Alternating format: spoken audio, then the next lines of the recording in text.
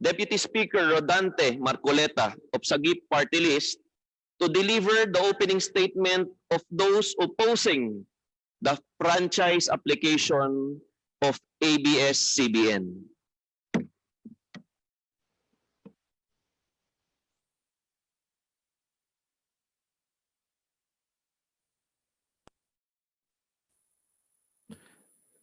Deputy Speaker, you are now recognized.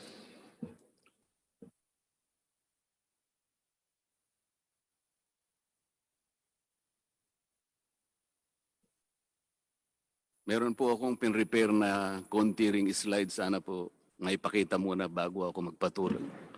Pwede po, Deputy Speaker Marcoleta. Law, ibig sabihin batas. So kaya ginawa ang batas sa isang democratic country na kung nasaan tayo ngayon is para maging pantay-pantay ang lahat ng tao. Sa classroom may batas, bawal lumabas o bawal lumabas. Pero pag sinabing nag-comply ka na bawal lumabas, pero may ginawa ka sa pinagbabawal nila, inayos mo yung law ng classroom nyo at sinabmit mo ulit, ay pwede nang pala ikaw lumabas. Mr. Speaker, No. my distinguished colleagues, hindi po nag-comply sa batas ang ABS-CBN, kaya hindi po sila pwedeng lumabas at magpalabas. Those opposing the franchise application of ABS-CBN will show with clear and convincing evidence that ABS-CBN did not comply with the terms and conditions of its franchise, as well as our laws and the Constitution. In fact, they will show in the succeeding hearings of the Committee on Legislative Franchises that ABS-CBN deliberately and with impunity violated the conditions of its legislative franchise and more so our laws and the Constitution. Matagal na po kasi ang mga aligasyong ito. Hindi mamatay-matay, lumulutang sa internet, nasa labi ng mga Pilipino. Hindi seryosong binigyan ng pansin. Bakit po? Tikom ang bibig ng may kakayahang magsiwalat nito dahil takot sa maimpluwensyang network na kayang sirain ng tao, kandidato man o hindi. Salamat at ganap na ninindigan si Speaker Alan Peter Cayetano at hindi inalintana ang mga tuligsa sa kanya at pinayagan niya na magkaroon ng patas, bukas at malawak ang pagdinig sa mga aligasyong ito katulad ng nagaganap sa araw na ito. Ang banggit nga po sa John 8:32 ay ganito, "And you will know the truth, and the truth will set you free." Violation of the Constitution. Number 1, franchise is longer than 50 years. Hindi na po dapat payagan itong pagre-renew ng prangkisa ng ABS-CBN. Dapat na pong isara ang pinto para sa kanila. Bakit po? Because the ABS-CBN has been using the airwaves for more than 50 years. 53 years today, to be exact. Our Constitution says that Congress can grant a franchise of up to 50 years only. Taong 1957, nang makuha ni Don Eugenio Lopez Sr., may-ari ng Chronicle Broadcasting Network o CBN, ang Alto Broadcasting System o ABS. Simula po noong 1967 ay naging ABS-CBN na po ang tawag dito dahil sa merger ng ABS at CBN. Kung susumahin po natin ang prangkisa nito simula noong 1967, ay 53 taon na po itong gumagamit ng airwaves magpahanggang ngayon. 63 years naman po kung susumahin natin mula po ng pagkakakuha ng CBN sa ABS noong 1957. The Committee on Legislative Franchises should not allow itself to be used by ABS-CBN to again circumvent the Constitution and violate the categorical 50-year limitation imposed on franchises. Hindi na po dapat buhayin muli ng Kongreso ang prangkisa ng ABS-CBN sapagkat ayon po sa ating saligang batas, ang buhay ng prangkisa ay hindi dapat lumampas ng 50 taon. EDSA Revolution. Siguro po may mga ngatwiran na sasabihin ng ganito. Sinara naman ng martial law ang ABS-CBN. Di po ba? Dapat huwag bilangin ang panahon na yon. Tanggapin po natin sandali na isinara nga ang ABS-CBN simula Setyembre 23, 1972, pagkatapos na ideklara ang martial law. Pero hindi po ba nagbukas din ito agad matapos na ito ay mabawing muli ng pamilya Lopez noong EDSA Revolution? Hindi ba't kulang-kulang 13 taon din po ang namagitan na panahon? So let's assume that we subtract 13 years from the 63 years that ABS-CBN has been in operation starting 1957 when CBN acquired ABS. Hindi ba't 50 taon din po ang magiging resulta? Ibig pong sabihin, tapos na at paso na pa rin ang prangkisa ng ABS-CBN with or without martial law. Hindi ba't sobra-sobra pa rin ito at lalabag pa rin sa ating saligang batas? Naging palasak nga noong panahon ng martial law ang kantsaw na tama na, sobra na. Subalit ang mahalagang tanong po ng taong bayan na hindi pa nasasagot magpahanggang ngayon ay kung paano biglang nabawi ng mga Lopez ang ABS-CBN mula sa pag-aari ng gobyerno pagkatapos maitalaga ang Cory administration. Sinulatan po noon ni dating Senador Lorenzo Tanyada ang Presidential Commission on Good Government na isoli na sa mga Lopez ang ABS-CBN kahit may arbitration pang nagaganap sa pagitan ng pamahalaan at ABS-CBN. Na i-turn over po agad ang istasyon ng ABS-CBN sa mga Lopez sa kabila ng wala pang pagtukoy sa tunay na pagmimay-ari nito ayon sa kautusan sa Board of Administrators na binuo sa Letter of Instruction number 1 ni Pangulong Cory Aquino. Sa ngayon po ay wala man lang mailabas na papeles tungkol dito ang PCGG. Nagbayad po ba ang ABS-CBN sa Administrasyong Cory Aquino? Nag-public bidding po ba? Bakit tila ura-urada at habang magulo pa ang lahat dahil katatapos lang ng EDSA Revolution, ay biglang napasakamay na muli ng mga Lopez ang ABS-CBN? Nakabatay po ba ito sa batas? Hindi po ba dapat sagutin ng ABS-CBN ang mga tanong na ito upang mapanagot po ang dapat na managot kung meron man? Foreign ownership. Puntahan naman po natin ang muling pagbubukas ng ABS-CBN noong 1986. Pati po kasi noong panahon yun ay may paglabag na rin sa ating saligang batas. Ano po kaya yun? Dahil Amerikano at hindi Pilipino ang may-ari at namahala sa ABS-CBN, na mariing ipinagbabawal ang saligang batas. Congress should deny the franchise application of ABS-CBN for its clear violation of the Constitution, requiring 100% Filipino ownership and management of mass media companies. ABS-CBN's former president, Mr. Eugenio Gaby Lopez III, was an American citizen when he took the helm of the company in 1986 as director, then president, and then chairman in the later years. It was only in 2000 that he petitioned for recognition of Filipino citizenship and was issued a certificate of recognition as a Filipino citizen in 2002. At kahit sabihin po natin wala na ngayon sa management ng ABS-CBN si Ginoong Gaby Lopez, nagpatuloy pa rin ba sa paglabag sa saligang batas ang ABS-CBN? Opo. Dahil magpahanggang ngayon ay nagbebenta pa po sila sa mga banyaga, mga hindi Pilipino, ng pag-aari o ownership rights ng ABS-CBN. Through an intricate web of corporate layering, ABS-CBN lets non-Filipinos to own its common shares through the issuance of Philippine Depositary Receipts o PDRs. In September 1999, the ABS-CBN Holdings Corporation offered 132 million Philippine Depositary Receipts underlying the 132 million common shares of ABS-CBN.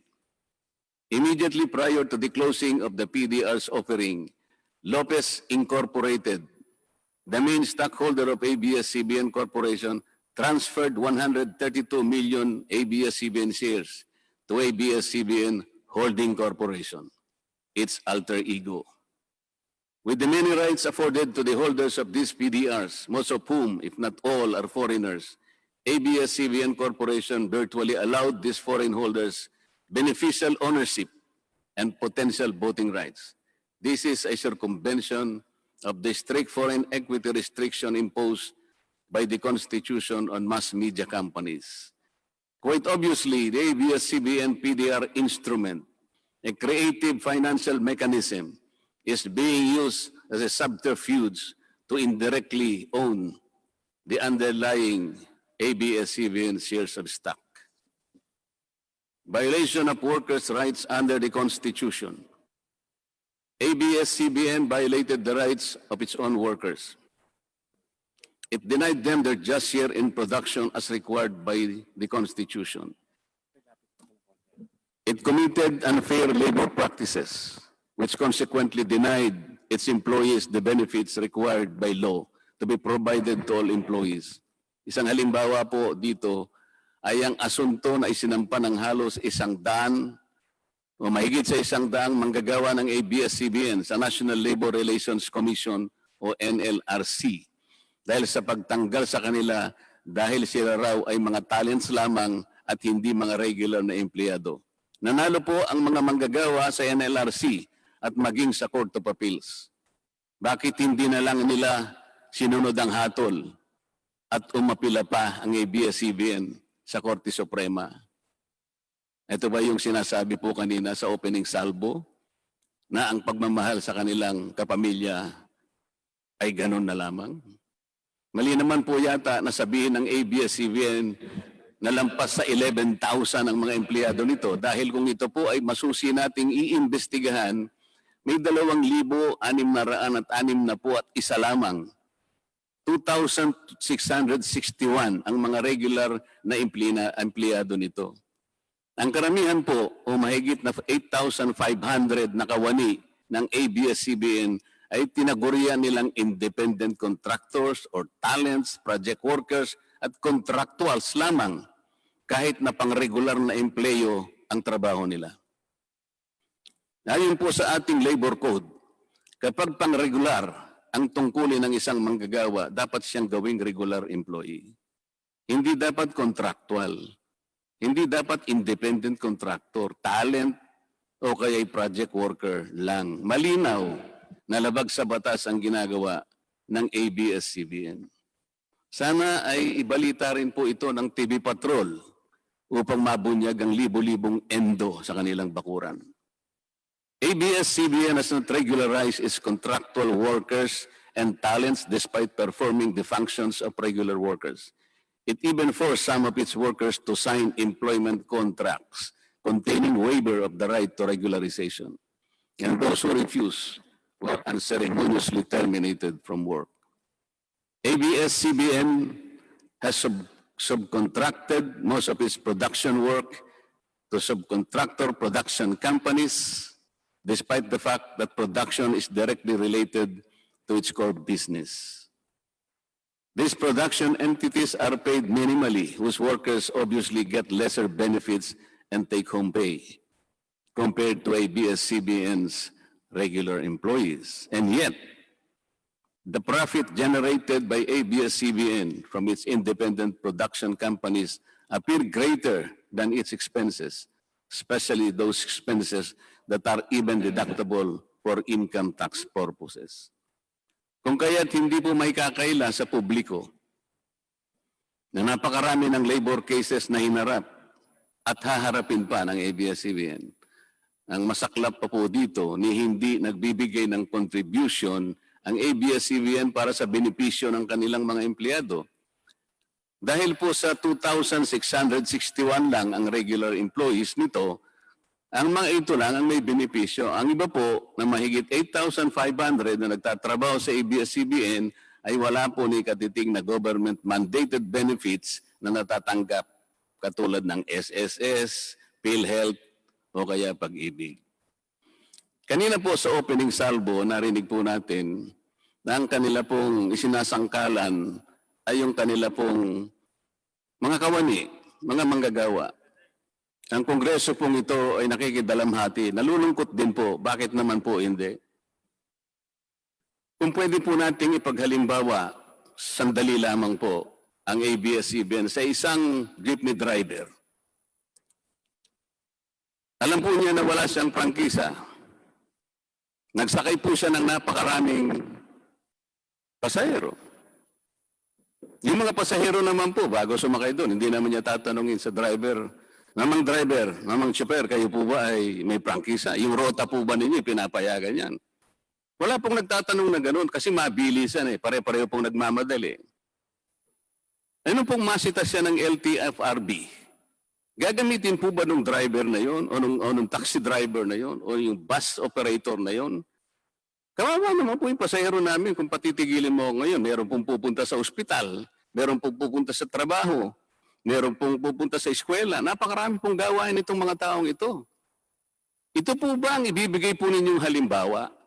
Hindi po ba dapat kayo muna ang kauna-unahan na nag-isip ng kapakanan nila? Ilagay ninyo sa magandang kalagayan ang pagpapatupad ng prangkisa ninyo at wala pong malalagay sa alanganin. Huwag po ninyong isasangkalan ngayon ang inyong mga manggagawa at kani-kanilang pamilya.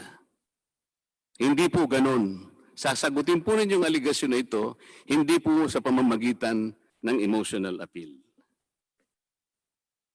If this indeed the true house of the people, the Committee on Legislative Franchises must side with the poor workers of ABS-CBN in denying its franchise, justice to them will be finally served, although ironically, this will also entail some sacrifice on their part.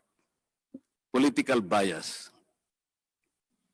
ABS-CBN has been biased and partisan in favor of particular candidates and against certain candidates during the 2010 and 2016 presidential elections, contrary to the terms of its franchise and in violation of the Omnibus Election Code. Hindi naman po lingid sa kalaman ng marami, kung hindi man lahat, kung paano naging pro-Noynoy Aquino ang ABS-CBN noong 2010 at pro-Grace po at Lenny Robredo naman noong 2016. It is also a matter of record that ABS-CBN failed to air some of President Duterte's political advertisements during the 2016 campaign period, despite receiving the payment for said political ads. Ang masakit po dito, kung hindi pa sila pinigilan ng korte sa pamamagitan ng isang TRO, ay nakahanda na palang ipalabas ng ABS-CBN sa bisperas mismo ng pagtatapos ng campaign period ng 2016 presidential elections. Ang mga anti-Duterte advertisements na binayaran ng isang dating senador. Sinadya ang timing para hindi bigyan ng pagkakataong makasagot pa si Mayor Duterte na noon ay kandidato bilang presidente. Mabuti na lamang at napahinuhod ng ang korte ng petisyon ni Speaker Alan Peter Cayetano na noon po ay Vice Presidential Candidate ni Pangulong Duterte at dagliang nag-issue ng TRO ang korte sa ABS-CBN. It is now a public knowledge that President Rodrigo Duterte and Speaker Alan Peter Cayetano expressed their disappointments over ABS-CBN's unfair reportings and meddling in previous elections. For those opposing the franchise application, hindi na po dapat payagan ng ABS-CBN na muling pakialaman ang politika sa ating bansa. Panahon na para ang taong bayan ang pumili ng mga namumuno na gusto nila at hindi ang napipisil ng ABS-CBN. Paalala lang po sa ABS-CBN, you are a broadcasting company, not a political kingmaker. Either you play ball or you play fair. Multiple channels in one franchise. Mga kababayan, inabuso po ng ABS-CBN ang kanilang prangkisa. Sa hindi nila may paliwanag na dahilan o maaari namang sinadya na gamitin ang kanyang prangkisa para sa isang channel lamang, pero gumamit pa ng ibang prangkisa ng telekomunikasyon na hindi naman pang broadcast upang mas kumita at makapagbenta sa pamamagitan ng maraming channels. ABS-CBN violated the terms and conditions of its franchise by offering its TV Plus boxes for a one-time fee but using the free-to-air signal authorized in the franchise granted by Congress at no cost to ABS-CBN. Tubong lugaw, ika nga. But this practice of ABS-CBN without permission from Congress or the National Telecommunication Commission is killing the cable industry, which depends on monthly based subscription of its clientele. At bukod po sa pagbebenta ng TV Plus box sa publiko, sa Kapamilya Box Office Channel na nakapaloob dito, ay nagawa pang maningil ang ABS-CBN sa bawat pelikulang gustong mapanood ng publiko sa KBO Channel. Ibinenta na nga ang TV Plus box, ibinenta pa rin ang mga palabas na pwedeng mapanood sa TV Plus box. Dobleng tubong lugaw na po ito.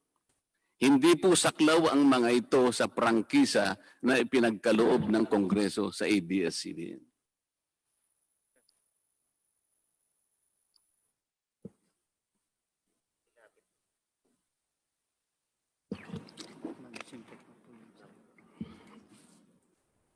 ABS-CBN, contrary to the terms and conditions of its franchise, operated this pay-per-view channel, otherwise known as the Kapamilya Box Office or KBO, without a valid permit from the NTC. And despite NTC's order to refrain from operating a PPB until the issuance of an appropriate guideline for the same, ABS-CBN continued its operation until the expiration of its franchise on May 4, 2020. Tax evasion. ABS-CBN also violated the terms and conditions of its franchise by engaging in tax avoidance schemes, which deprived the government of the much-needed revenue.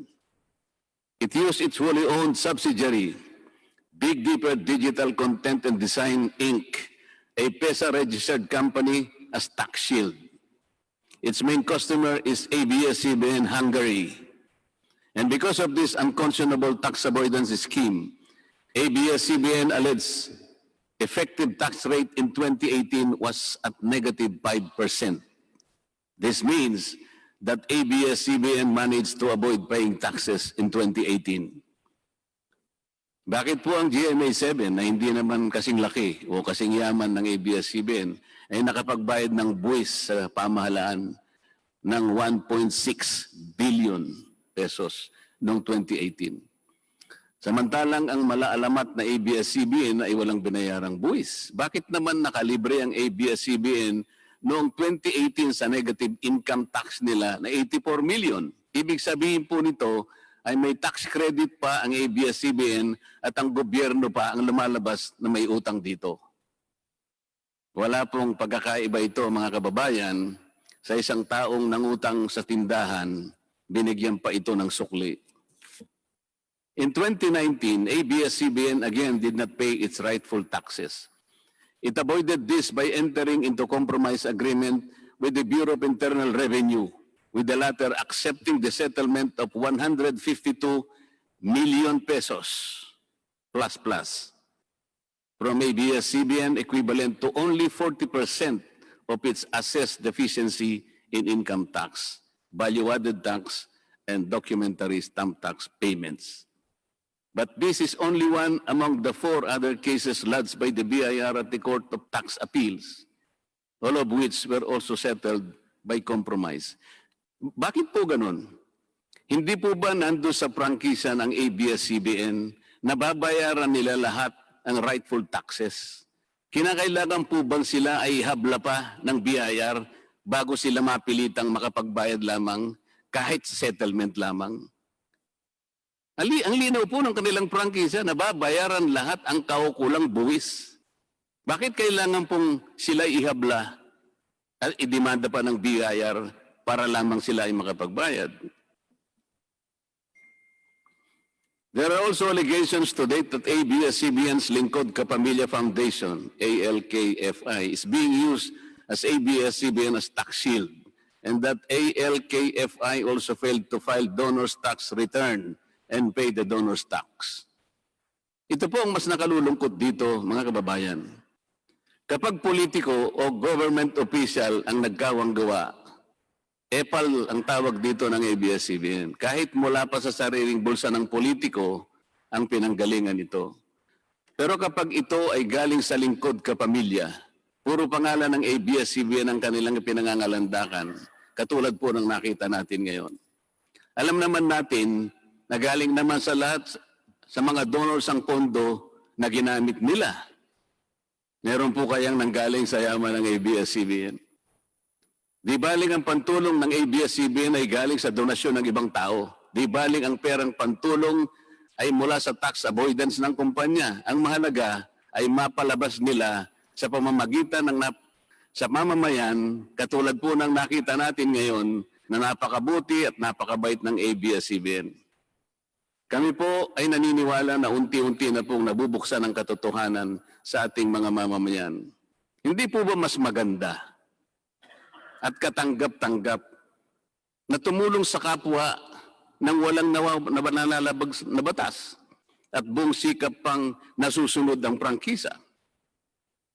Dahil po ba kayo ay nakapagdudulot ng saya, ng aliw sa ating mga mamamayan? Dahil po ba kayo ay nakapagbibigay ng inspirasyon, ng pag-asa, ng katatagan ng loob na kagaya po sa opening salvo kanina ng representative ng ABS-CBN? Hindi na po ba natin susundin o tutuparin, isasaalang-alang ang ating mga batas, ang ating saligang batas, o kaya ang prangkisa ninyo? Makakapagpasaya naman po tayo. Makakapag-inspire po tayo. Nang hindi po tayo lumalabag sa batas. The House of Representatives should endeavor not to grant the franchise application of ABS-CBN because it has deliberately floated the Constitution and other related laws. Even the terms and conditions of its previous franchise to suit its own business and political interest, but to the prejudice of the greater good.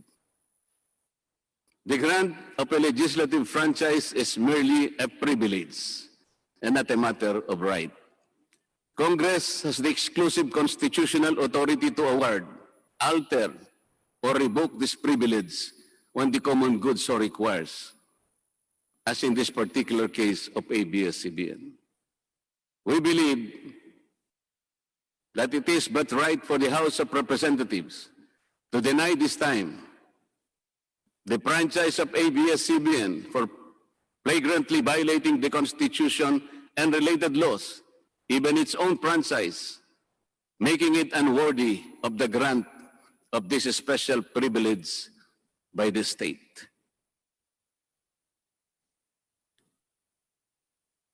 Alam mo kung sino lang ang pinakamatinding magiging kalaban ni Cardo? Sino?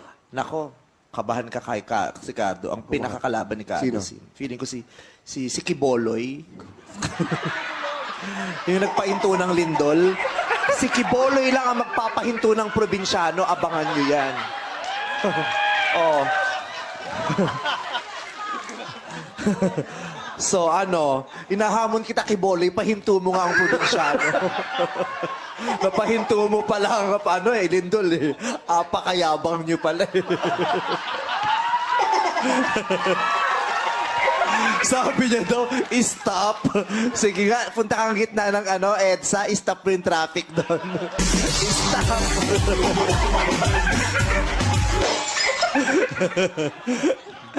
Iba ka, Kiboloy. Alam mo kung sino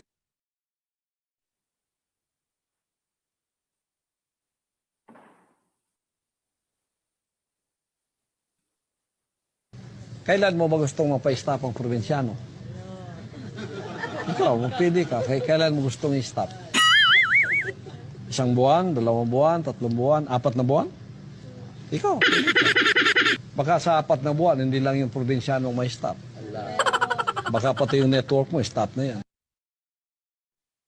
Mr. Speaker, ABS-CBN posed the challenge. Obviously, the challenge was accepted. There is no reason to complain. Maraming salamat po.